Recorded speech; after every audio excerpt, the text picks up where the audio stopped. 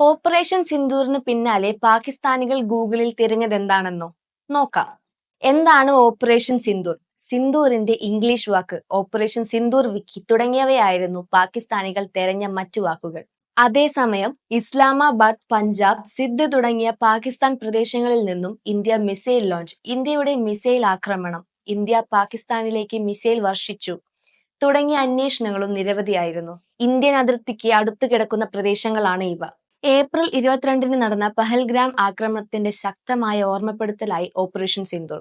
അതിർത്തി കടന്നെത്തിയ തീവ്രവാദികൾ വിനോദസഞ്ചാര കേന്ദ്രത്തിലെത്തി ഭാര്യമാരുടെ മുന്നിൽ വെച്ച് മതം ചോദിച്ച് ഭർത്താക്കന്മാരെ കൊല്ലപ്പെടുത്തിയതിനുള്ള തിരിച്ചടി ഇന്ത്യൻ സൈന്യം തിരഞ്ഞെടുത്ത പേരാണ് സിന്ദൂർ.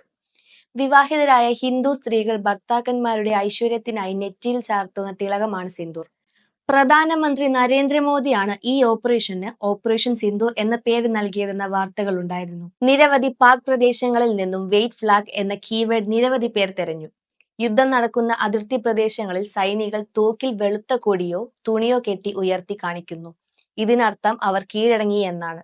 ഇതോടെ ഇരുപക്ഷവും വെടിനിർത്തി യുദ്ധം അവസാനിപ്പിക്കും. പിന്നാലെ യുദ്ധം സംബന്ധിച്ചുള്ള ചർച്ചകളിലേക്ക് ഇരു സൈന്യവും കടക്കും. പാക് സൈന്യം കീഴടങ്ങിയോ എന്ന ആശങ്കയിൽ നിന്നാകാം ഈ വാക്ക് കൂടുതലായും തിരയപ്പെട്ടത്.